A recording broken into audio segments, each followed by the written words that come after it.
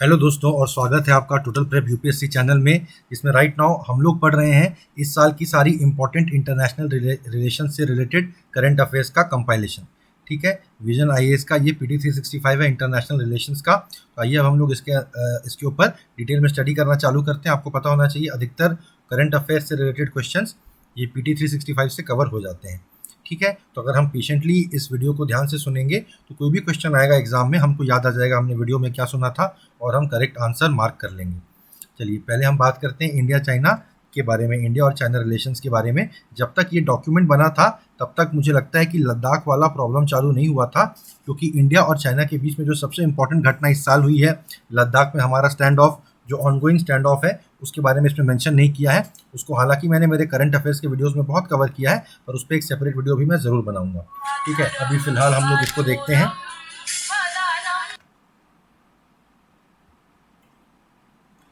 तो इंडिया और चाइना का जो लद्दाख में स्टैंड ऑफ है उस पर हम लोग सेपरेटली बात करेंगे।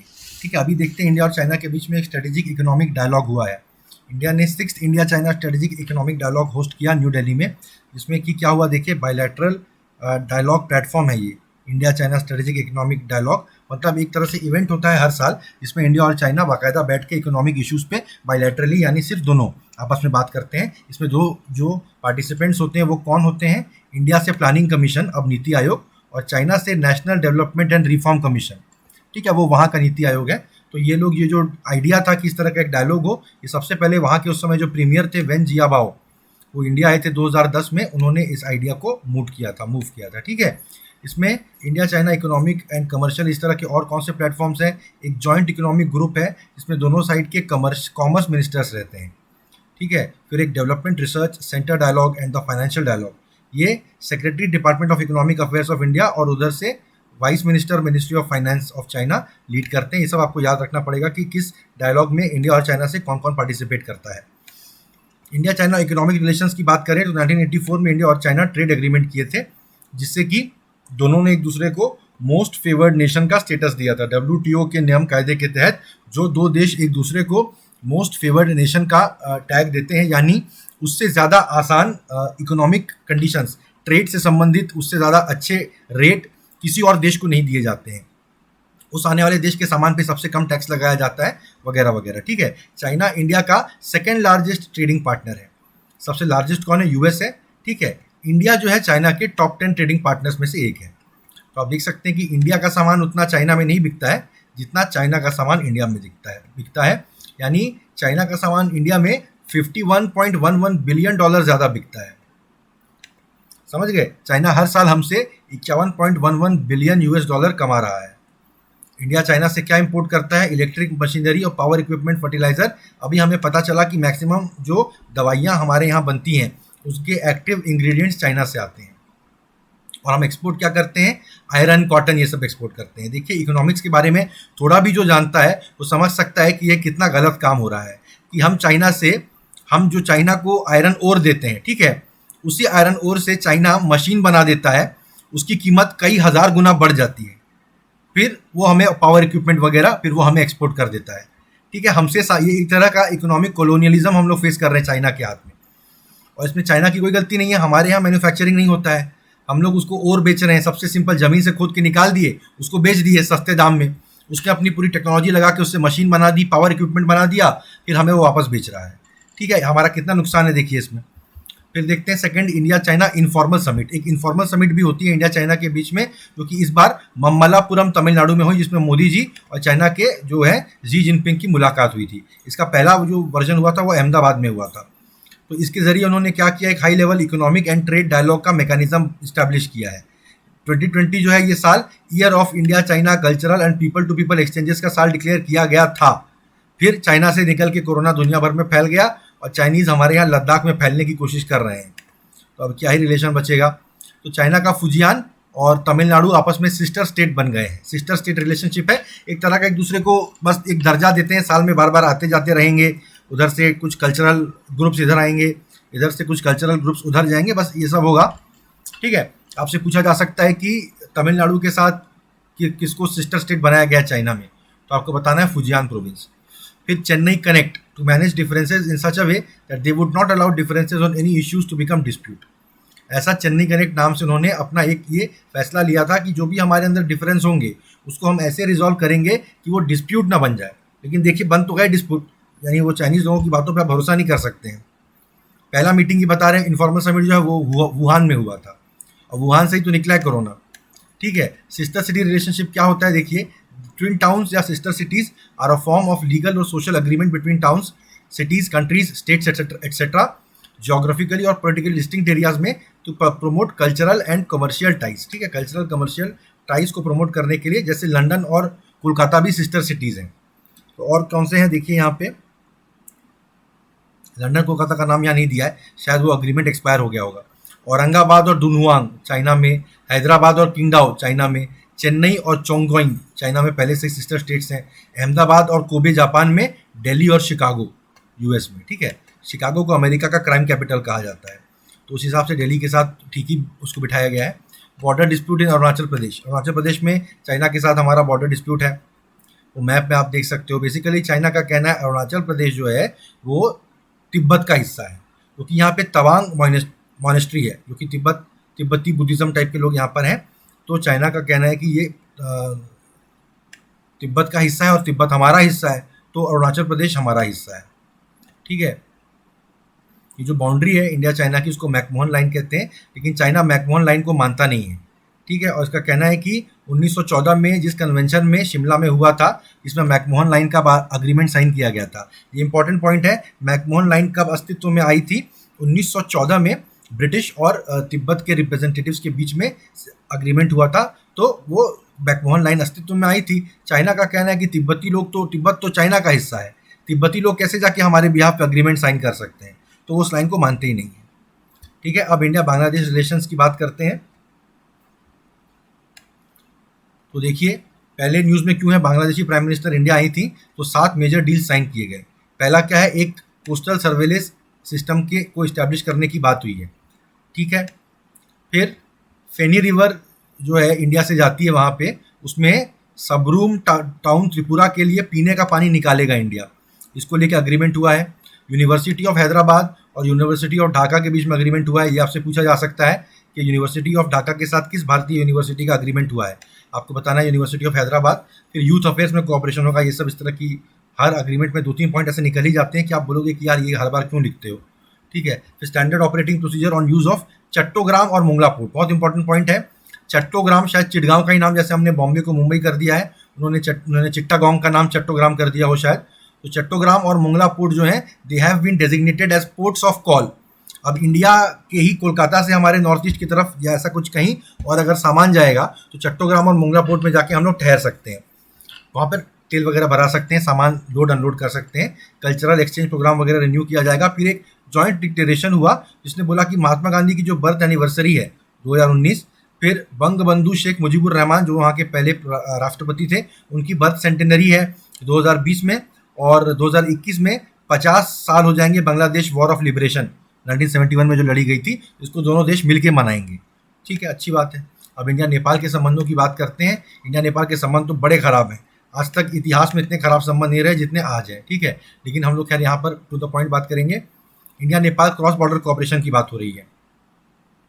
नेपाल की आर्म्ड पुलिस फोर्स, जो वहाँ की पुलिस फोर्स है, उसने इंडिया को अश्योरेंस दिया है कि थर्ड कंट्री ऑपरेटिव्स जो उसके ज़मीन पे ऑपरेट करते हैं उनको उन लोग कंट्रोल करेंगे। बेसिकली इंडिया नेपाल का बॉर्डर ओपन है, तो इंडिया में किसी भी विदेशी एजेंसी को ड्रग्स भिजवाने हों, हथियार भिजवाने हों, आदमी भिजवाने हों, उन्होंने नेपाल से ही इधर भिजवाते हैं। किसी को यहाँ से दूसरे देश भागना हो तो भी वो नेपाल के रास्ते भागता है। तो नेपाल की जिम्मेदारी बनती है कि वो दूसरे देशों की एजेंसी के ऑपरेटर्स को, आईएसआई वगैरह के एजेंसी के ऑपरेटिव्स को अपने वहाँ ना ऑपरेट करने दे। उन्होंने अश्योरेंस दिया है कि वो ऐसा करेंगे। ठीक है, ये चौथा इंडिया नेपाल कोऑर्डिनेशन मीटिंग हुआ था, जो कि इंडियन बॉर्डर गार्डिंग फोर्स, सशस्त्र सीमा बल और Nepali counter part armed police force के बीच में पोखरा नेपाल में हुआ था। ठीक है, कि पहली बार जॉइंट डिक्लेरेशन में थर्ड कंट्री का नाम मेंशन किया गया है। तो टेररिस्ट एलिमेंट पाकिस्तान से आते हैं, स्मगलिंग, फेक करेंसी नोट्स वगैरह आते हैं, उन सबको चेक करने की बात है। सशस्त्र सीमा बल जो है, देखिए इंडिया में वन बॉर्डर वन फोर्स की पॉलिसी चल रही है। एक देश के साथ जो एक बॉर्डर रहेगा उस पर किसी एक ही फोर्स को जिम्मेदारी दी जाएगी। पहले ऐसा नहीं था, कुछ 10-15 साल या 10-12 साल पहले ये चीज़ हुई है, ताकि इंटर फोर्स कोऑर्डिनेशन में प्रॉब्लम की वजह से किसी को फायदा ना हो। तो इंडिया नेपाल जो बॉर्डर है वो सशस्त्र सीमा बल जो है उसको गार्ड करता है। पहले सशस्त्र सीमा बल जो है वो एक्चुअली इंडिया की अकेली कमांडो फोर्स है या गुरिल्ला फोर्स है आप कह सकते हैं। स्पेशल सर्विसेज ब्यूरो पहले इसका नाम था। अब इसको एक पैरामिलिट्री फोर्स बना दिया गया और इसका नाम कर दिया गया सशस्त्र सीमा बल। पर जानकार लोगों का कहना है कि अभी भी ये गुरिल्ला और पैरा ट्रूपर्स वगैरह इसमें रहते हैं। इनको दूसरे देश के अंदर एयर ड्रॉप कर दिया जाए तो वहाँ जाके वो विध्वंसक गतिविधि ये सब करने के लिए ट्रेंड है। तो SSB ministry of home affairs के अंडर में आती है और सेंट्रल आर्म्ड पुलिस फोर्सेज में से एक है, अलॉन्ग विद 6 अदर फोर्सेज, जो क्या है Assam rifles, BSF, CISF, CRPF, ITBP और एनएसजी। इनके नाम एनएसजी आपसे कोई पूछ सकता है किस मिनिस्ट्री के अंडर में आता है, आप सोचेंगे डिफेंस मिनिस्ट्री के अंडर में आता होगा, पर सब के सब होम मिनिस्ट्री के अंडर में आते हैं। आसाम राइफल्स में जो लोग होते हैं वो फौज के होते हैं और ये आता है होम मिनिस्ट्री के अंडर में। तो इसको लेके विवाद चल रहा है, सरकार से बहुत जल्द जवाब देने के लिए कहा गया है कि कैसे इसको मैनेज किया जाएगा कि उन लोग डिफेंस मिनिस्ट्री के अंडर में आते हैं कि होम मिनिस्ट्री के अंडर में। ठीक है, सही मायनों में एकमात्र पैरामिलिट्री फोर्स आसाम राइफल्स ही है, क्योंकि डायरेक्टर जनरल रैंक का आर्मी का अफसर जो है इसका हेड होता है। ठीक है, मेजर जनरल रैंक का आर्मी का अफसर इसका डायरेक्टर होता है। बाकी सारी जो फोर्सेज हैं कोई आईपीएस ऑफिसर ही इनको लीड करता है। तो ये सब मोस्टली सेंट्रल पुलिस ऑर्गेनाइजेशंस कहना इनको बेटर होगा rather than calling them paramilitary forces. ठीक है, ये एसएसबी 1963 में इस्टेब्लिश की गई थी। 1962 इंडिया चाइना वॉर में इंडिया के हार जाने के बाद ये इंडो नेपाल और इंडो भूटान बॉर्डर पर डिप्लॉय किया गया है और across the states of Uttarakhand, UP, Bihar, West Bengal, Sikkim, Assam और अरुणाचल प्रदेश में जो पूरा हमारा बॉर्डर लगता है चाइना के साथ। देखिए, कहने के लिए तो ये इंडो नेपाल इंडो भूटान के बॉर्डर पे है, लेकिन चाइना के साथ जो जो स्टेट्स हमारे लगते हैं हर जगह एसएसबी की डिप्लॉयमेंट की गई है। इसको बॉर्डर एरियाज के लिए लीड इंटेलिजेंस एजेंसी भी डिक्लेयर किया गया है। ठीक है, सारा इंटेलिजेंस गैदरिंग के लिए लीड यही है। ये आईबी, रॉ और मल्टी एजेंसी सेंटर करके जो है उनके साथ भी कोऑर्डिनेट करके, यूनियन होम मिनिस्ट्री की बाकी एजेंसीज के साथ भी कोऑर्डिनेट करके सारा इंटेलिजेंस गैदरिंग यानी गुप्तचरी यही काम इनका रहता है। ठीक है, फिर आगे बात करते हैं मोतीहारी अमलेखगंज ऑयल पाइपलाइन। इस पर आपको सवाल पूछा जा सकता है। ठीक है, मोतीहारी अमलेखगंज में एक टेस्टिंग ट्रांसफर किया गया। टेस्टिंग ट्रांसफर का मतलब ये पेट्रोलियम पाइपलाइन बनाई गई है मोतीहारी से अमलेखगंज में नेपाल में। ठीक है, ये पहला ट्रांसनेशनल पेट्रोलियम पाइपलाइन है फ्रॉम इंडिया। ठीक है, पहली south Asian oil pipeline corridor है और पहली ऑयल पाइपलाइन है नेपाल में। बहुत इंपॉर्टेंट पॉइंट है, इसका नाम आप याद रखिए। ये स्मूथ, कॉस्ट इफेक्टिव और environment friendly supply of petroleum products to Nepal ensure करेगा। ठीक है, ये पहले 1996 में प्रपोज किया गया था, दो गवर्नमेंट ने अग्रीमेंट किया 2015 में। ये जो बस ये पाइपलाइन का नाम बस आप याद रखिए और ये पहला है इन सब चीज़ों में, वो भी आपको याद रखना है। इंडिया नेपाल ने इनॉग्रेट किया अपना नया इंटीग्रेटेड चेक पोस्ट। ये न्यूज़ में क्यों है? इंडिया नेपाल ने जोगबानी बिहार में और विराटनगर नेपाल में, इसमें अपना इनके बीच में दूसरा इंटीग्रेटेड चेक पोस्ट इनॉग्रेट किया है। इसका पहला जो इंटीग्रेटेड चेक पोस्ट था वो बिहार के रक्सौल में था।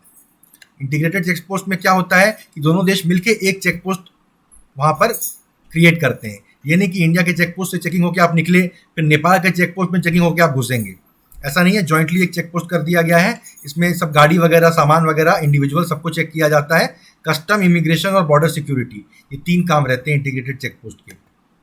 और कौन कौन से हैं देखिए, अटारी है पंजाब में, सब जानते हैं। वाघा बॉर्डर जिसको कहते हैं, वाघा पाकिस्तान के साइड में है।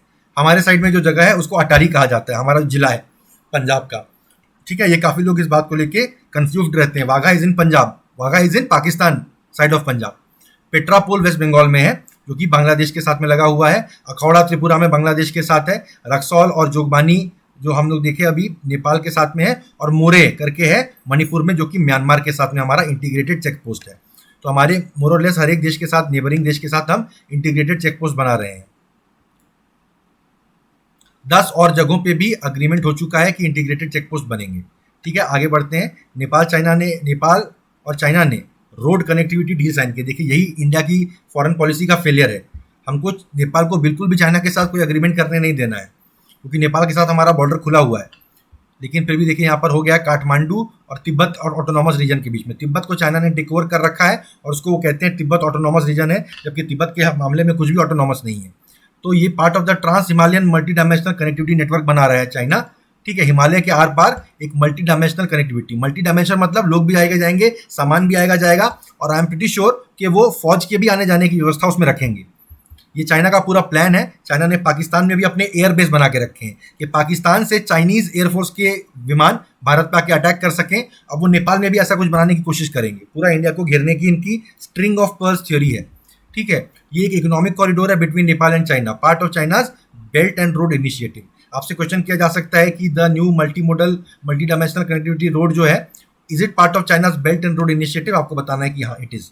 इंडिया श्रीलंका के क्या रिलेशन हुए हैं? श्रीलंका में महिंदा राजपक्षा जो है वो बहुत ज़्यादा भारी मतों से हम लोग जीते हैं, तो उन्होंने वो इंडिया आए थे, उन्होंने क्या बात की कि सार्क देशों में ज़्यादा कोऑपरेशन और प्रोग्रेस वो देखना चाहते हैं। देखिए सार्क में कौन कौन से देश हैं आपको सबको पता है, this is the south Asian association for regional cooperation.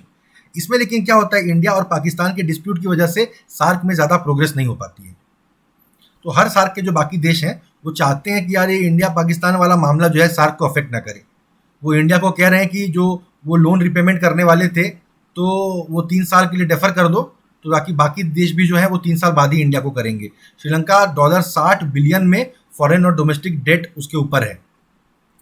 मेरे ख्याल से इसका बहुत बड़ा हिस्सा चाइना को इसको चुकाना होगा। फिर उन्होंने इंडिया से और फाइनेंसिंग की मांग की है for the nation wide housing project वो चलाना चाहते हैं। इंडिया और श्रीलंका ने मालदीव लीडरशिप के साथ मीटिंग करके India Sri Lanka Maldives NSA national security adviser level dialogue को रीओपन करने की बात कर रहे हैं। ठीक है, और ट्राइलैटरल मैरीटाइम सिक्योरिटी कोऑपरेशन की करने की भी बात कर रहे हैं amid growing Chinese interest. China की हरकतें बढ़ रही है साउथ चाइना सी में और इंडियन ओशन के रीजन में, तो जिसको कि साउथ पैसिफिक कहा जाता है। तो इंडिया श्रीलंका और मालदीव्स के नेशनल सिक्योरिटी एडवाइजर के लेवल की मीटिंग होती थी पहले, जो अब नहीं होती है। तो यहाँ पर बात हुई है कि फिर से उसको शुरू किया जाएगा। फिर रिसेंट डेवलपमेंट और क्या हुए हैं इंडिया श्रीलंका रिलेशंस में? इंडिया ने एक MOU साइन किया है टू डेवलप ट्रिंकोमाली पोर्ट। ठीक है, हम्बनटोटा पोर्ट वहाँ पे चाइना ने ले लिया है, पूरा टेक ओवर कर लिया है। इंडिया ट्रिंकोमाली पोर्ट को डेवलप करेगा, वहाँ पे ऑयल टैंक फार्म्स रखेगा और लिक्विफाइड नेचुरल गैस के टर्मिनल बनाएगा। ठीक, कहाँ पे? Near Kerawalapitiya, near Colombo. ठीक है, नाम आपको याद रखना पड़ेगा। केरावलपिटिया में वहाँ पे ऑयल टैंक फार्म वगैरह बनेंगे और ट्रिंकोमाली हम लोग वहाँ पे पोर्ट को डेवलप कर रहे हैं। चाइना वहाँ पे हम्बनटोटा पोर्ट टेक ओवर किए हुए है। जॉइंट इंडिया जापान एग्रीमेंट हुआ है to develop the east container terminal at Colombo harbour and offer to operate the Mattala airport in Sri Lanka. ठीक है, इंडिया जापान मिलके मत्ताला एयरपोर्ट ऑपरेट करेंगे श्रीलंका में। ये देखिए क्या हो रहा है, इंडिया और जापान ही क्यों, इंडिया जापान ऑस्ट्रेलिया और अमेरिका उन्होंने मिलकर क्वाड करके एक तरह का इनफॉर्मल ऑर्गेनाइजेशन बनाया है, एक quadrilateral association of democracies in the south Pacific region या इंडो पैसिफिक रीजन। ठीक है, बेसिकली चाइना को काउंटर करने के लिए इंडिया, ऑस्ट्रेलिया, जापान और अमेरिका एक साथ आ गए हैं। चाइना को काउंटर करने का एक बहुत ही इंपॉर्टेंट एंगल क्या है, जहां जहां चाइना ने स्ट्रिंग ऑफ पर्ल्स के तहत अपने अपने पोर्ट, अपने इस तरह के बेसेस बना लिए हैं, वहां वहां पर हम भी उसको काउंटर करने के लिए एक बेस बना लें। तो हम्बनटोटा इलाके में जो पोर्ट है वो चाइना ने ले लिया है, तो वहां पे हम मट्टाला एयरपोर्ट इंडिया और जापान मिलकर डेवलप करेंगे। ठीक है, ये बात हो रही है। फिर नॉर्दर्न और ईस्टर्न प्रोविंसेस में, नॉर्दर्न और ईस्टर्न जो राज्य हैं, जो प्रांत है श्रीलंका के, वो तमिल बहुल इलाके हैं। ठीक है, तमिल आपको पता है ओरिजिनली वो भारत के रहवासी हैं, उन्हें खेती करने के लिए, प्लांटेशन में काम करने के लिए कुछ 100 साल पहले ले जाया गया था श्रीलंका में। उसके बाद अचानक श्रीलंका की जो मेजोरिटी सिंहलीज लोग हैं उन्होंने बोलना चालू कर दिया कि ये तमिल बाहर से आए, हमें नहीं चाहिए। वहाँ लेने के टाइम तो आप लेके चले गए काम कराने, अब जब उनकी पीढ़ियाँ पुश्तें वहाँ पैदा होकर रह रही हैं तो आप कह रहे हो कि हमें नहीं चाहिए। ऐसे तो देश नहीं चलते ना, ऐसे कैसे चल सकता है। कई दशकों तक वहाँ हिंसा चली है, LTT वगैरह की हिंसा चली है इसी मामले को लेके। इंडिया भी इसमें एक इंटरेस्टेड पार्टी है, क्योंकि तमिल लोग जो है वो इंडिया की तरफ ही देखते हैं लीडरशिप के लिए कि इंडिया उन्हें, अब कोई तो उन्हें अपना बोले। अगर सिंहली श्रीलंका के जो लोग हैं वो उन्हें अपना नहीं मान रहे हैं तो इंडिया को तो अपना मानना पड़ेगा, और इंडिया को लगता है कि वहाँ अगर उनके खिलाफ हिंसा हुई तो वो भाग के यहाँ आ जाएंगे। तो जैसे बांग्लादेश में सिचुएशन हो गई थी, बांग्लादेश में पाकिस्तानी आर्मी ने अटैक किया बांग्लादेश के लोगों के ऊपर में, तो वहाँ के हिंदू भाग के वेस्ट बंगाल में आ गए थे। 2 करोड़ रेफ्यूजी इंडिया में आ गए थे। इंडिया नहीं, उनको 2 करोड़ रेफ्यूजीज को कोई भी देश सपोर्ट नहीं कर सकता है, तो वहाँ से भी रेफ्यूजी ना आ जाए करके इंडिया बिल्कुल इंटरवीन करता है श्रीलंका के सिंहलीज और तमिल रिलेशंस के बीच में। तो क्या बोल रहे हैं, नॉर्दर्न और ईस्टर्न प्रोविंसेस में इंडिया बोल रहा है चलो हम वहाँ इंफ्रास्ट्रक्चर बना देंगे, तुम लोग तो करोगे नहीं, श्रीलंकन सरकार का काम है वहाँ पे करना। वो कह रहे हैं कि हम नहीं कर पाएंगे किसी भी वजह से। तो तमिल लोगों को भारत पे तो भरोसा है, तो वहाँ पर वो जाके जाफना कोलंबो रेल ट्रैक को अपग्रेड करेंगे, बिजली की transmission line for power imports from India provide करेंगे, यानी इंडिया बिजली भी वहाँ पहुँचाएगा। तो हम ही नहीं रूल करने उस जगह को। फिर वहाँ पे कनके संतुरई पोर्ट है, उसको इंडिया रीबिल्ड करेगा। रीबिल्ड मतलब पहले था, टूट गया होगा, जरूर इंडिया ये श्रीलंका और एलटीटी के वॉर के बीच में श्रीलंकाई एयरफोर्स ने उस पोर्ट को तोड़ दिया होगा। इंडिया श्रीलंका का लार्जेस्ट ट्रेडिंग पार्टनर है ग्लोबली, जबकि श्रीलंका इंडिया का सेकेंड लार्जेस्ट ट्रेडिंग पार्टनर है सार्क में। याद रखिए यार, इस तरह के एक दो मतलब 4-5 क्वेश्चन इतने टफ आते ही आते हैं, ठीक है। जो याद नहीं है तो कोई नहीं बता पाएगा। इंडिया मालदीव्स की बात करें, मालदीव्स और मॉरिशस वगैरह जो है छोटे छोटे देश हैं इंडियन ओशियन रीजन के, जो कि इंडिया की मैरीटाइम सिक्योरिटी के लिए इंपॉर्टेंट है। हमारे देश के जहाज जो अफ्रीका के तरफ, नॉर्थ अमेरिका की तरफ, यूरोप की तरफ जो जाते हैं वहीं से होके जाते हैं और वहां से सामान हमारे देश में उसी रास्ते से आता है। तो पायरेट्स ना आ जाए वहां पर, या चाइना उस पूरे इलाके को टेक ओवर करके हमारा जो आवन जावन है सामान की उसको बंद ना करवा दे, इसलिए उस एरिया में कई देशों को हम सपोर्ट करके अपना बना के रखते हैं। मालदीव्स मॉरिशस उन्हीं देशों में से एक है। तो उन्होंने क्या एक एमओयू साइन किया है for establishing the Addu tourism zone. 5 island है अड्डू अटोल के। अटोल क्या होता है, इन्वायरमेंट एंड इकोलॉजी का टॉपिक है, सबको पता होना चाहिए, ठीक है। नहीं पता है तो अभी वीडियो पॉज करके गूगल करके आइए। अड्डू टूरिज्म जोन बनाया जा रहा है इंडिया और मालदीव्स में, अड्डू अटोल के 5 आइलैंड्स में, याद रखना है आपको। छठा एमओयू साइन हुआ था to set up a bottled water plant in Hoarafushi, ठीक है। वहां पे एक अटोल है, वो सब द्वीप द्वीप आइलैंड का ही ये समूह है मालदीव्स। तो एक आइलैंड में होराफुशी नाम का एक वाटर प्लांट, होराफुशी नाम के आइलैंड में बॉटल्ड वाटर प्लांट बनाया जा रहा है, जो कि 6 के 6 प्रोजेक्ट हैं। वो under India's high impact community development scheme के तहत आ रहे हैं। High impact community development scheme जो है, प्रोग्राम कहना चाहिए, लास्ट में तो पी है। क्या होता है, ये एक इंपॉर्टेंट डायमेंशन है of development partnership between India and Maldives. इसके अंदर जो प्रोजेक्ट होते हैं they are driven by the needs of communities in the islands, यानी कि उधर जाके इंडिया अपने लिए मिलिट्री बेस तो बना लेगा, अपने लिए पोर्ट भी बना लेगा, ठीक है, पर वो चाहते हैं कि यार हमारे लिए भी तो कुछ करो। तो उनकी कम्युनिटीज की जो रिक्वायरमेंट है उसके लिए इंडिया वहां पे काम करेगा। देखिए, समुद्र चारों तरफ से एक द्वीप समुद्र से घिरा होता है, तो वहां तो समुद्र का पानी तो खारा होता है, तो यानी वहां पीने की पानी की बराबर किल्लत बनी रहती है। तो इंडिया वहां पे बॉटल्ड वाटर प्लांट बना रहा है कि वहां पे सब बॉटल वाटर पिएंगे, ठीक है। अद्दू अटोल जो है इसको सिनू अटोल भी बोलते हैं, और ये सदर्न मोस्ट अटोल है मालदीव्स का, ठीक है। यानी एकदम जो इंडियन ओशन रीजन से लगा हुआ जो हिस्सा भारत के लिए इंपॉर्टेंट है, जहां से शिप्स की आवाजाही होती है, उसके लिए। अटोल क्या होता है, देखिए आपने गूगल कर लिया तो बहुत अच्छी बात है, वरना यहाँ पे बता दिया गया है, it is a ring shaped coral reef that surrounds a body of water called a lagoon, ठीक है। चारों तरफ आइलैंड है, बीच में पानी है, और बीच में जो पानी है उसको लगून कह देते हैं, और चारों तरफ कोरल रीफ है। ब्लू लगून करके एक बहुत ही फेमस हॉलीवुड की फिल्म थी, अधिकतर लोग जो इस वीडियो को सुन रहे हैं उन्होंने देखी होगी। यहाँ पे छोटे लेक्स हैं, वेटलैंड्स हैं और मार्शी टारो फील्ड्स हैं। टारो क्या होता है, ट्रॉपिकल प्लांट है जो कि एक रूट वेजिटेबल टाइप का, जैसे हमारे यहाँ शकरकंद हो गया या मूली वगैरह गाजर हो गया, उस टाइप का वेजिटेबल बनता है। तो यहाँ पे इस तरह की चीज़ें मिल जाती हैं। ये जो अटोल है it has some of the earliest known settlement recorded in the country, not in the world, in the country, ठीक है। मालदीव्स के one of the earliest known settlements जो हैं वो इसी सीमू या क्या नाम था इसका, सीनू अटोल में, यहाँ पर, या अड्डू अटोल जिनको कहते हैं, वहां पर ये मिलते हैं। ये कैसे अलग टाइप के नाम है, आपको याद रखने पड़ेंगे, याद रह जाएंगे। इंडिया का डेवलपमेंट पार्टनरशिप असिस्टेंस प्रोग्राम क्या है? India UN development partnership fund चलाता है। ये एक डेडिकेटेड फैसिलिटी है with the United Nations fund for south south cooperation. देखिए, दुनिया में ऐसा देखा गया है कि इक्वेटर के ऊपर के जो देश हैं, नॉर्थ के जो देश हैं, वो थोड़े ज़्यादा डेवलप्ड हैं और साउथ के देश उतने डेवलप्ड नहीं हैं। तो एक दुनिया भर में एक ऐसी बात चलती थी पहले कि नॉर्थ के देश साउथ के देशों को पैसा दें, उनको हेल्प करें आगे बढ़ने में, जो कि ऑब्वियसली वो करते थे तो अपनी बहुत शर्तें लगाते थे और बहुत ज़्यादा नहीं करते थे। तब बात उठी कि यार साउथ के देश आपस में एक दूसरे के साथ कोऑपरेशन करें।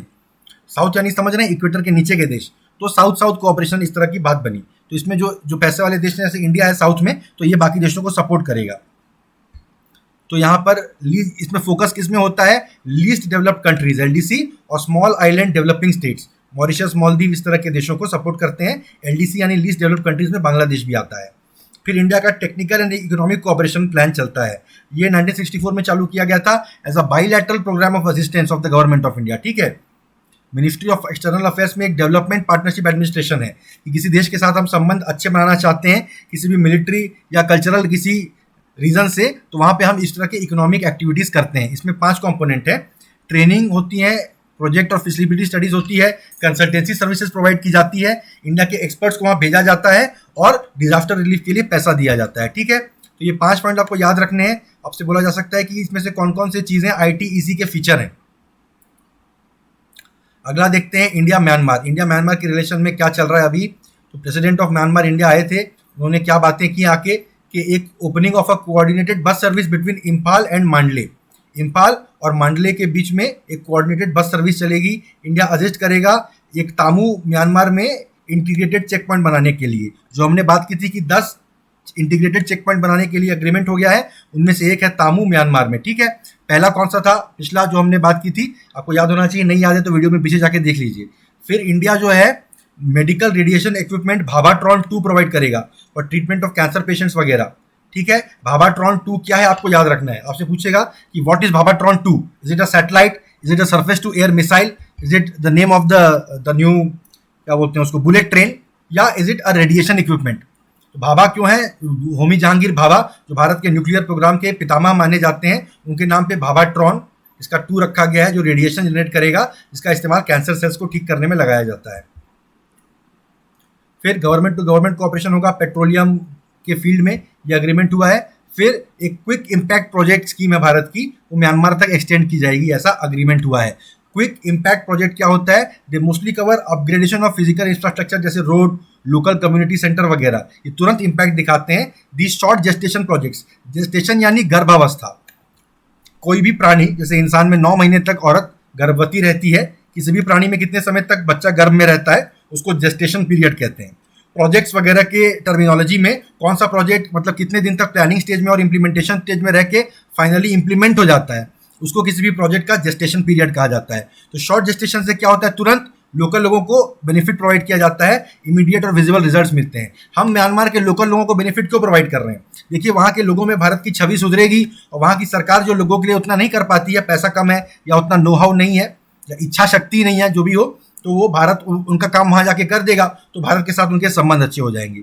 इंडिया म्यांमार को EID कार्ड बनाने में प्रोवाइड करेगा, जो कि आधार प्रोजेक्ट जैसा है। इसमें देखिए कुछ कोई भी एक चीज़ म्यांमार इंडिया के लिए करेगा आपको नहीं दिख रहा है, सब इंडिया म्यांमार के लिए करेगा। म्यांमार इंडिया के लिए क्या करता है, जो एक बात है कि नॉर्थ ईस्ट के जो उग्रवादी संगठन थे, आप में से अधिकतर लोगों को पता नहीं होगा शायद, या याद नहीं, पता भी होगा तो आपने अपनी आंखों से नहीं देखा होगा। जैसे आज जम्मू कश्मीर में आतंकवाद की समस्या, एक समय में भारत के नॉर्थ ईस्ट में बहुत सारे उग्रवादी संगठन एक्टिव थे, तो इस तरह से बराबर हिंसा करते रहते थे। म्यांमार, भूटान, बांग्लादेश में उनके ट्रेनिंग वगैरह के कैंप चलते थे, वो इंडिया में अटैक करके बांग्लादेश, म्यांमार और भूटान भाग जाते थे। इन तीनों देशों से सेपरेटली हम लोगों को अग्रीमेंट करना पड़ा है और इनसे रिक्वेस्ट कर करके इनको मजबूर करना पड़ा है कि ये उनके कैंप्स को खत्म करें। बदले में फिर क्या होता है, म्यांमार और बांग्लादेश इंडिया को एक तरह से इस्तेमाल करते हैं, ये कह के कि देखो हम तो उग्रवादियों को कैंप लगाने नहीं देते, अब तुम हमारी हेल्प करो। इसमें इम्प्लिसिट थ्रेट ये है कि तुम हमारी हेल्प नहीं करोगे तो हम वापस उनको कैंप चलाने दे देंगे। ठीक है, वरना देखिए म्यांमार क्या ही कर रहा है इंडिया के लिए। दोनों ने क्या अग्रीमेंट किया कि इंडिया का जो रुपे कार्ड है म्यांमार में लॉन्च होगा। तो रुपे कार्ड और कहाँ कहाँ पे चलता है, ये बहुत इंपॉर्टेंट क्वेश्चन आ सकता है आपको पूछने के लिए। UAE, Bahrain, Saudi Arabia, Singapore, Maldives और भूटान में रुपे कार्ड चलता है। देखिए भूटान में तो चलिए जो इंडिया का है सब भूटान का है, वहाँ चलता है। मालदीव के साथ मैंने आपको बताया बहुत हमारे क्लोज रिलेशन हैं, क्योंकि हमने एक तरह से उनको अपना बना के रखा है। ठीक है, सिंगापुर के साथ ये यूनिक बात है, सिंगापुर में चलता है। बाकी ये मिडिल ईस्ट की कंट्रीज हैं, UAE, बहरीन और सऊदी अरेबिया, यहाँ पर मेरे ख्याल से रुपे कार्ड्स एक्सेप्ट किए जाते हैं, क्योंकि यहाँ पे भारतीय मजदूर, सिंगापुर में भी तमिलनाडु से मजदूर बहुत जाते हैं। मेरे ख्याल से मालदीव में भी इसीलिए रुपे कार्ड चलते हैं, क्योंकि यहाँ से भारतीय मजदूर बहुत जाते हैं। यहाँ के बैंकों से उन्हें रुपे कार्ड SBI वगैरह से इशू किया हुआ है, तो वहाँ पर वो चले, वो लोग सामान खरीद सकें, उसका यूज़ कर सकें, इसके लिए वहाँ पर इस चीज़ को चलाया गया है। ठीक है, उन्होंने रखीने स्टेट डेवलपमेंट प्रोग्राम में और भी ज़्यादा प्रोजेक्ट चलाने की बात की है। रखीने स्टेट वही है जहाँ पर कि एक मल्टी मोडल ट्रांसपोर्ट कॉरिडोर जो है इंडिया भी बना रहा है, म्यांमार से सामान हमारा सब नॉर्थ ईस्ट की तरफ जाएगा इसके लिए। ठीक है, एक पोर्ट इंडिया डेवलप कर रहा है, और रोहिंग्या लोग जो हैं वो रखीने स्टेट के ही रहने वाले हैं, जिनको लेके कि म्यांमार में एक तरह का क्राइम अगेंस्ट ह्यूमैनिटी टाइप का एक ह्यूमैनिटेरियन क्राइसिस चल रहा है। फिर mutual legal assistance treaty, extradition treaty, ये सब म्यांमार के साथ है, उसमें नेगोशिएशन चलते रहने के लिए अग्रीमेंट किया है इन लोगों ने। एक पलेटवा जोरिनपुरी रोड बन रही है, जो कलादान प्रोजेक्ट, मैं जिस मल्टी मोडल प्रोजेक्ट की बात कर रहा था वो ये कलादान प्रोजेक्ट ही है। ठीक है, उसका फाइनल लेग चल रहा है कलादान प्रोजेक्ट का, पलेटवा जोरिनपुरी रोड, यानी कुछ दूर तक जो है इंडिया से सामान समुद्र के रास्ते कलादान पोर्ट पे जाएगा। पोर्ट से एक नदी है, उस नदी के जरिए पलेटवा तक पहुंचेगा, फिर पलेटवा से जोरिनपुरी रोड तक जाएगा, उसके बाद इंडिया में घुस जाएगा सामान। तो हमारे यहाँ हम क्या करना चाहते हैं, जो सिलीगुड़ी कॉरिडोर है, बंगाल का एकदम टॉप का हिस्सा है, चिकन स्नैक कहते हैं जिसको, भूटान से लगा हुआ, जो कि बहुत ही पतला सा हमारा एक 20 किलोमीटर वाइड कनेक्शन है नॉर्थ ईस्ट के साथ, उसको उसके ऊपर हम अपनी डिपेंडेंसी खत्म करना चाहते हैं। चाइना उसी तरफ नजरें गड़ाए बैठा रहता है कि जब चाहे वो अरुणाचल प्रदेश पर अटैक कर देगा और उस एरिया को ब्लॉक कर देगा, तो हमारी फोर्सेज और रसद मूव नहीं हो पाएगी नॉर्थ ईस्ट की तरफ, तो हम बांग्लादेश और म्यांमार का इस्तेमाल करके वहां तक के लिए हम अपना एक सामान पहुंचाने का कॉरिडोर बना के रखना चाहते हैं। ठीक है, इंडिया म्यांमार फ्रेंडशिप प्रोजेक्ट के तहत इंडिया ने 250 प्री फैब्रिकेटेड हाउस दिए हैं रखीने स्टेट में for the rehabilitation of refugees यानी वही रोहिंग्या लोग जो भाग के बांग्लादेश और इंडिया में आ जा रहे हैं। तो इंडिया वहां पे म्यांमार सरकार को मजबूर तो नहीं कर पा रहा है कि उन लोगों के खिलाफ हिंसा को रोको, उन लोगों की कुछ हेल्प करने की कोशिश कर रहा है। म्यांमार ने इंडिया का पहला एक एंटी सबमरीन टॉर्पीडो खरीदा है TAL शाइना। ठीक है, 2019 में म्यांमार ने एक diesel electric kilo class submarine भी खरीदी है INS सिंधुवीर। ठीक है, ये सब वेपन्स वाले आपको सबको याद रखने पड़ेंगे, मुझे कभी याद नहीं होते थे ये कि कौन सा सबमरीन है कौन सा मिसाइल है, लेकिन आपको याद रखना ही पड़ेगा इसको लेके, आप याद कर लीजिए यहाँ पे। ठीक है, एक फ्री मूवमेंट रेजिम बनाने की बात हो रही है।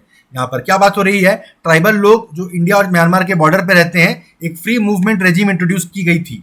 इस फ्री मूवमेंट रेजिम के तहत क्या होता है, जो दोनों साइड बॉर्डर के ट्राइबल हैं उनको दोनों देशों के बाउंड्री के 16 किलोमीटर अंदर इधर के आदमी को उधर और उधर के आदमी को इधर आने जाने की छूट दी गई है बिना वीजा के।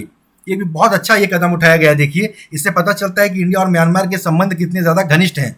यहाँ के लोग बिना वीजा के यहाँ वहाँ आ जा सक रहे हैं और लोगों के बेनिफिट के लिए बहुत अच्छा ये काम किया गया है। इंडिया और म्यांमार ने लैंड बॉर्डर क्रॉसिंग अग्रीमेंट भी साइन किया है। इसमें क्या होता है कि देखिए रेगुलेशन, मतलब लोग यहाँ वहाँ आएंगे जाएंगे, उसके लिए नियम कायदे कानून बनाए गए हैं। वो वैलिड पासपोर्ट और वीजा के थ्रू ही हो सकता है। हमारे देश का फ्री मूवमेंट रेजिम किस देश के साथ है, आपसे MCQ में पूछा जाएगा, आपको बताना है कि हमारा म्यांमार के साथ है। ठीक है, फिर China Myanmar economic corridor scheme यहाँ पर बनी है। आप देखिए अगेन, हम जिस देश के साथ संबंध बनाने जाते हैं वहाँ चाइना भी कुछ संबंध बनाने पहुंच जाता है। चाइना ने एक इकोनॉमिक कॉरिडोर प्रपोज किया है under the belt and road initiative for providing connectivity between Myanmar and China. ठीक है, इसमें सेंट्रल रोड रेल वगैरह बनेगा, ये अगेन इंडियन ओशियन तक चाइना को एक और एक्सेस दे देगा। अब सार्क की बात करते हैं, सार्क न्यूज में क्यों है। श्रीलंका के former prime minister Ranil Wickremesinghe ने रिवाइवल की बात की है सार्क की। ठीक है, क्योंकि सार्क की तरह से ठंडे बस्ते में पड़ गया है, ठप्प पड़ गया है, इंडिया पाकिस्तान के संबंध खराब चल रहे हैं इसलिए। सार्क कब इस्टेब्लिश किया गया था, ढाका में सार्क चार्टर साइन किया गया था 1985 में। इसका सेक्रेटेरिएट काठमांडू नेपाल में है। एकदम याद रखने की बात है, बहुत इंपॉर्टेंट पॉइंट है ये। साउथ एशिया के लोगों के बीच में वेलफेयर, ट्रेड, ये सब के लिए इसको बनाया गया। मेंबर कौन कौन है, देखिए साउथ एशिया के जितने देश आपकी जानकारी में है, इसमें एक देश जो आप थोड़ा आउट ऑफ द वे है वो है मालदीव्स। ठीक है, अफगानिस्तान, बांग्लादेश, भूटान, इंडिया तो है ये, इंडिया, पाकिस्तान, नेपाल, श्रीलंका, बांग्लादेश, भूटान, उधर अफगानिस्तान भी। ठीक है, एकमात्र मालदीव्स को हमने अलग से ऐड किया हुआ है सार्क में, जैसा कि हमने आपको बताया मालदीव्स को हमने एकदम अपना बना के रखा है। ठीक है, समिट लेवल मीटिंग होती है सब हेड ऑफ स्टेट या हेड ऑफ गवर्नमेंट या ऑफ मेंबर स्टेट्स की, जो कि हाईएस्ट डिसीजन मेकिंग अथॉरिटी है सार्क की। जो भी डिसीजन लिया जाता है सब यूनानिमिटी के साथ लिया जाता है। क्यों, वाला क्या है, मेजोरिटी से कोई डिसीजन नहीं लिया जाता है कि 5 लोग मान गए तो बाकी 4 लोगों को मानना ही पड़ेगा। यहाँ जो भी फैसले होते हैं यूनानिमिटी, सर्वसम्मति से ही होते हैं। South Asia free trade agreement की बात चल रही है, साफ्टा 2006 से फोर्स में आ चुका है। इसमें मेरे ख्याल से बहुत ज़्यादा सामान नहीं है, बहुत ज़्यादा रीजन भी नहीं है, पर अल्टीमेटली गोल ये है, जैसे यूरोपियन यूनियन का एक इकोनॉमिक कॉरिडोर है वैसे ही पूरा फ्री इकोनॉमिक रीजन है, बॉर्डरलेस, वैसे ही साफ्टा बना दिया जाएगा। 2014 में आखिरी सार्क समिट होल्ड किया गया था और 2016 के बाद से कोई सब्सिक्वेंट समिट होल्ड नहीं किए जा सके, जो पठानकोट और उरी में आतंकवादी हमले हुए उसके बाद से। 2019 में न्यूयॉर्क में SAARC council of foreign ministers की मीटिंग हुई थी। वर्ल्ड बैंक रिपोर्ट में intra regional trade South Asia जो है लेस देन 5% है, जो कि ईस्ट एशिया में इंट्रा रीजन यानी ईस्ट एशिया रीजन में आप देश आपस में 35% ट्रेड करते हैं। यूरोप के देश आपस में 60% ट्रेड करते हैं, जबकि साउथ एशिया के देश आपस में सिर्फ 5% ट्रेड करते हैं। जितना भी ट्रेड करते हैं उसका सिर्फ 5% आपस में करते हैं, तो यानी यहाँ पे ग्रोथ का बहुत ज़्यादा पोटेंशियल है। अब बात करेंगे BBIN की। पाकिस्तान को हटा के सबसे करीबी देशों का एक नेटवर्क इंडिया ने बनाया BBIN, बांग्लादेश, भूटान, इंडिया, नेपाल। ये वो 4 देश हैं, ये वो 3 देश हैं जिनके इंडिया के साथ काफ़ी घनिष्ठ संबंध है। यहाँ पर एक मोटर व्हीकल्स अग्रीमेंट हुआ है। मोटर व्हीकल्स अग्रीमेंट क्या हुआ है, पहले सार्क मोटर व्हीकल्स अग्रीमेंट होने की बात थी, लेकिन पाकिस्तान ने उसमें अड़ंगा डाल दिया तो वो नहीं हो पाया। तो एक सब रीजनल मोटर व्हीकल्स अग्रीमेंट हुआ, regulation of passenger, personnel and cargo vehicular traffic between the BBIN countries. ठीक है, कैसे इस देश एक देश से दूसरे देश एक देश से दूसरे देश सामान और लोग आ जा सकेंगे उसके लिए। इस ओरिजिनली प्रोजेक्ट में 30 priority transport connectivity project identify किए गए थे, रोड वगैरह से आपस में कनेक्टिविटी होगी, ठीक है। $8 बिलियन का कॉस्ट था, जो कि एग्जिस्टिंग रोड वगैरह को रिहेबिलिटेट करेगा और बाकी को अपग्रेड करेगा, ठीक है। इंडिया, नेपाल, बांग्लादेश ने उस एग्रीमेंट को रेटिफाई कर दिया है। रेटिफाई मतलब देश की गवर्नमेंट तो अग्रीमेंट साइन करती है, जब उसकी पार्लियामेंट भी उसको वोट करके पास कर देती है तब वो रेटिफाई उस देश का कानून बन जाता है, ठीक है। लेकिन भूटान की पार्लियामेंट ने इसको अग्री नहीं किया। क्यों? भूटान की पार्लियामेंट का कहना है, देखो हम छोटा सा हिमालयन देश हैं, हमें हमारी इन्वायरमेंट एंड इकोलॉजी को बचा के रखना है। यहाँ बहुत सारे दूसरे देशों से गाड़ियाँ आएंगी जाएंगी वगैरह वगैरह, तो यार यहाँ पे बहुत ज़्यादा पोल्यूशन बढ़ेगा, हमको इससे क्या फ़ायदा होगा? इंडिया को फ़ायदा होगा, उसका सामान यहाँ से वहाँ बांग्लादेश से जाएगा, इधर से हो सकता है वो थाईलैंड वगैरह भेजने की कोशिश करें, हमको क्या मतलब है, ठीक है। तो वो इस बात को साइन नहीं कर रहे हैं। अंडर साउथ एशिया सब रीजनल इकोनॉमिक कोऑपरेशन प्रोग्राम चल रहा है। एशियन डेवलपमेंट बैंक जो है इसके लिए टेक्निकल एडवाइजरी और फाइनेंशियल सपोर्ट दे रहा है इस इनिशिएटिव को। पहले 1 नवंबर 2015 को एक कार्गो व्हीकल यानी ट्रक में सामान जा रहा था, मान लीजिए, पहला ट्रायल रन सक्सेसफुली चला, कोलकाता से अगरतला गया, वो वाया बांग्लादेश, ठीक है। ये डिस्टेंस 1000 किलोमीटर से कम हो गया। अब समझिए इंडिया की चौड़ाई ही कितना है, 3000 किलोमीटर है। तो अगर डिस्टेंस 1000 किलोमीटर कम हो जाए कोलकाता से अगरतला की, कितनी बड़ी बात है, ठीक है। ये आप मैप में देख सकते हैं कहाँ से कहाँ मामला जा रहा है। और जो दूसरे रीजनल कनेक्टिविटी अग्रीमेंट है, जो Kaladan multi modal transit transport project है, जिसकी मैं बात कर रहा था, म्यांमार के साथ हमारा है ये। तो इसमें क्या होगा, कोलकाता को सितवे पोर्ट है म्यांमार में, उसको समुद्री रास्ते से जोड़ेगा, फिर सितवे से म्यांमार में लाशियो तक जाएगी, ये मतलब ये ट्रांसपोर्ट वे जो है लाशियो तक जाएगा कलादान रिवर के थ्रू। कलादान जो multi modal transit transport project है, उसमें कलादान रिवर है, ठीक है। सितवे तक समुद्र के रास्ते जहाज चले जाएगा, फिर जो सामान है वो लाशियो तक नदी के रास्ते कलादान तक जाएगा, ठीक है। कलादान रिवर से लशियो तक जाएगा और लशियो से इंडिया के मिजोरम तक जाएगा वाया रोड ट्रांसपोर्ट, ठीक है। ये एक बात चल रही है। दूसरा, India Myanmar Thailand trilateral highway हम लोग बनाने की बात कर रहे हैं। ये मणिपुर में मोरे को जो है मंडले सिटी म्यांमार तक जोड़ेगा और वहाँ से माईसोत डिस्ट्रिक्ट थाईलैंड तक जोड़ेगा, 3200 किलोमीटर का। देखिए कितने एम्बिशियस ये प्रोजेक्ट्स हैं, और ये जब सफल हो जाएंगे तो भारत कितना बढ़िया ईस्ट एशिया से इंटीग्रेट हो जाएगा, ठीक है। Indo Bangladesh inland water transit and trade protocol, ये क्या हुआ है कि इंडिया जो है पोर्ट, रोड और रेल इंफ्रास्ट्रक्चर बनाएगा आशुगंज है बेसिकली, बंगाली में उसको आशुगंज कहते हैं, पोर्ट में, जो कि मेघना रिवर बांग्लादेश में होगा, ठीक है। और अखौड़ा चेक पोस्ट अगरतला में, यहाँ पर हम ट्रांसपोर्ट का बनाएंगे। तो हमारे जो गुड्स हैं वो बांग्लादेश तक नदी के रास्ते चले जाएंगे। मेघना क्या है, मतलब ब्रह्मपुत्रा को ही मेघना कहते हैं शायद वहाँ पे बांग्लादेश में, और पद्मा कहते हैं गंगा को, या उल्टा भी हो सकता है।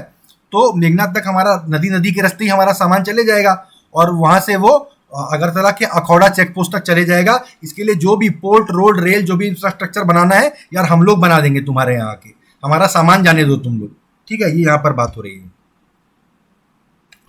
बिम्स्टेक की बात करते हैं। चूंकि सार्क में पाकिस्तान अड़ंगा डालते रहता है, तो BBIN और बिम्स्टेक इंडिया ने बनाया है, रीजनल ग्रुपिंग बनाया है माइनस पाकिस्तान, ठीक है। आपको याद रखना है कि सार्क को छोड़ के और किसी रीजनल ग्रुपिंग में पाकिस्तान नहीं है।